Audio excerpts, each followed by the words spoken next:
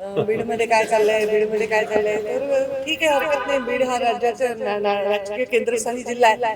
फक्त आता या बीड जिल्ह्याच्या विकासाकडे सगळ्यांनी लक्ष द्यावं, बीड जिल्ह्याच्या भल्याकडे लक्ष द्यावं. बीड जिल्ह्यावर, बीड जिल्ह्याच्या मातीतून काम करणारे बीड जिल्ह्यावर प्रेम करू शकतात, बीड जिल्ह्याचा विकास करू शकतात. बीड जिल्ह्याच्या जनतेने भरभरून प्रेम आम्हाला लोकसभेमध्ये पण दिलं. अगदी थोडक्यात मिसळचा पराभव झाला.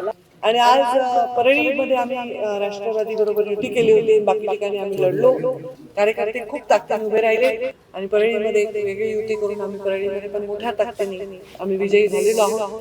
तर जिल्ह्यामध्ये असं कुठल्याही गोष्टीवर मी प्रभाव नव्हते टाकू शकत किंवा मी फंड देऊ शकत नव्हते. माझ्या कार्यकर्त्याला मी एक पत्र नाही देऊ शकले.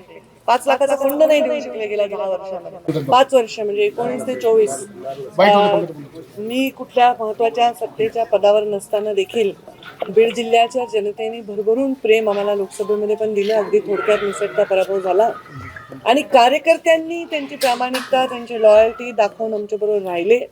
आणि आज परळीमध्ये आम्ही राष्ट्रवादी बरोबर युती केली होती. बाकी ठिकाणी आम्ही लढलो. आता माझ्या मते गेवराई आमची डिक्लेअर झालेली आहे. आंबेजोगाईमध्ये आम्ही आघाडी केली होती, ती डिक्लेअर झालेली आहे. आणि बाकी ठिकाणी अगदी तस्सल चालू आहे. कारण तिथे आमचं गेल्या 5 वर्षात आमदार आमचे नाही, कुठली सत्ता हातात नाही, कार्यकर्त्यांना आधार न देताही कार्यकर्ते खूप ताकदीने उभे राहिले. दिसट्टा पराभव मला वाटतं आमचा धारूरमध्ये झालेला आहे. आणि आता बीड आणि अजून कुठलं राहिले, माजलगावचं काउंटिंग अजून चालू आहे. पण मला आनंद आहे की आम्ही जरी धारूरमध्ये थोडक्यात आमचा पराभव झाला तरी आम्ही अंबेजोगाई जी कधी मिळवली नाही ती मिळवलेली आहे. गेवराई आम्ही राखलेली आहे. आणि परळीमध्ये एक वेगळी युती करून आम्ही परळीमध्ये पण मोठ्या ताकदीने आम्ही विजयी झालेलो आहोत. तर जनतेने आमच्यावर विश्वास ठेवला, प्रेम दाखवलं आणि एक सकारात्मक कौल दिला. त्याच्याबद्दल मी जनतेचे, मतदारांचे मनापासून आभार मानते. बीडमध्ये पण मी आता जय पराभव थोडक्यात झाला तरी पण आम्ही तिथे म्हणजे लोकल शक्ती असताना देखील आमच्याकडे आता समजा आता मी जिल्ह्याची पालकमंत्री जालन्याची आहे. तर जिल्ह्यामध्ये असं कुठल्याही गोष्टीवर मी प्रभाव नव्हते टाकू शकत किंवा मी फंड देऊ शकत नव्हते. माझ्या कार्यकर्त्याला मी एक पत्र नाही देऊ शकले. 5 लाखाचा फंड नाही देऊ शकले गेल्या 10 वर्षामध्ये. तरी हे कार्यकर्ते एकजूट राहिले आणि त्यांनी विजय मिळवला.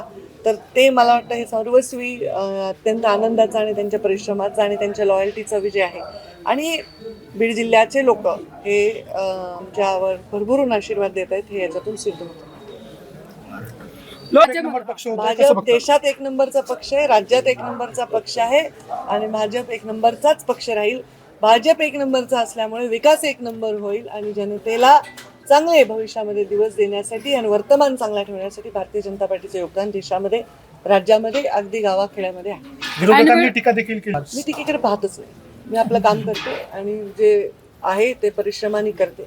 विजय सुद्धा तेवढ्याच नम्रतेने स्वीकारते, पराभव सुद्धा तेवढ्याच म्हणजे धैर्याने स्वीकारते. असं माझा आतापर्यंतचा प्रवास राहिलेला. ऐनवेळी आपण बीड चांगलं झालं. मी तेच म्हणते की आम्ही जिथे 5-10 हजार मतं घेऊ शकत होतो, आज तिथे आम्ही 8,500-9 हजारांनी लीडवर आहोत. आणि मी तेच सांगते की सत्ता केंद्र कुठलंही भारतीय जनता पार्टीकडे नसताना, आता मी मंत्री आत्ता वर्षापूर्वी झाले पण मी माझ्या जिल्ह्याची पालकमंत्री देखील नाही झाले, तरी या जिल्ह्यामध्ये आम्ही आमच्या कार्यकर्त्यांना काहीच ताकद देऊ शकत नसताना भाजपच्या मतदारांचा मी मनापासून आभार मानते. काही ठिकाणी कडक आमची चालली आहे फाईट. बघू आता काय निकाला. परळीकडे लक्ष असतं राज्याचं. बीडमध्ये काय चाललंय, बीडमध्ये काय चाललंय, तर ठीक आहे, हरकत नाही. बीड हा राज्याचा राजकीय केंद्रस्थानी जिल्हा आहे. फक्त आता या बीड जिल्ह्याच्या विकासाकडे सगळ्यांनी लक्ष द्यावं, बीड जिल्ह्याच्या भल्याकडे लक्ष द्यावं. बीड जिल्ह्यावर, बीड जिल्ह्याच्या मातीतून काम करणारे बीड जिल्ह्यावर प्रेम करू शकतात, बीड जिल्ह्याचा विकास करू शकतात. आणि प्रमुख नेतृत्व, आता देशाची मोठी पार्टी भाजप आहे, त्यामध्ये प्रमुख कोर कमिटीमधली मी आहे आणि एक प्रमुख नेतृत्व म्हणून जिल्ह्याचा विकास करणे हे माझं दायित्व आहे आणि त्यासाठी मी पूर्णपणे विकासाला समर्पित काम करत राहीन. ताई, तुम्ही जिल्ह्यात आनंद वाटतो की ज्या पद्धतीने मतं आम्हाला मिळालेली आहेत. विजय थोडा एखाद्या ठिकाणी कमी जास्त झाला असेल, पण जी मतं आम्हाला मिळाली त्याबद्दल मी खूप खूप सगळ्या मतदारांचे आभार मानतो. महाराष्ट्रातील सर्व बातम्यांचे विश्वासार्ह व्यासपीठ,